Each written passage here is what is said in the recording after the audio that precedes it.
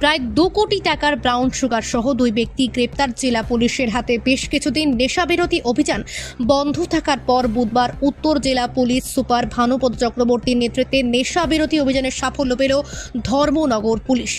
ঘটনার বিবরণে জানা যায়, মিজোরাম থেকে আগরতলাগামী একটি গাড়ি চালক বদল হয়ে অন্য চালককে সমঝে দেবে। এদিকে এই খবর গোপন সূত্রের ভিত্তিতে উত্তর জেলা পুলিশ সুপার ভানুপদ চক্রবর্তীর নিকট রয়েছে। তিনি প্রথমে গাড়িটিকে আটক করার জন্য ধর্মনগরের পদ্মপুর এলাকায় ওত পেতে বসেন। তারপর কৃষ্ণপুর স্কুলের সামনে থেকে এই গাড়িটি আটক করে। গাড়িতে তল্লাশি চালিয়ে 17 প্যাকেটে মোট 200 গ্রাম ব্রাউন সুগার উদ্ধার করা হয়। পাশাপাশি দুজনকে গ্রেপ্তার করা হয়।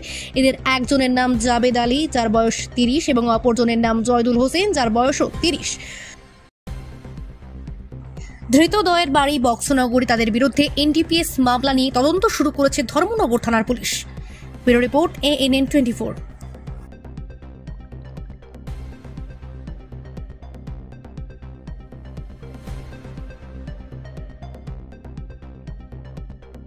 আজ ইন্টারন্যাশনাল ড্রাগ অ্যাবিউজ ডে।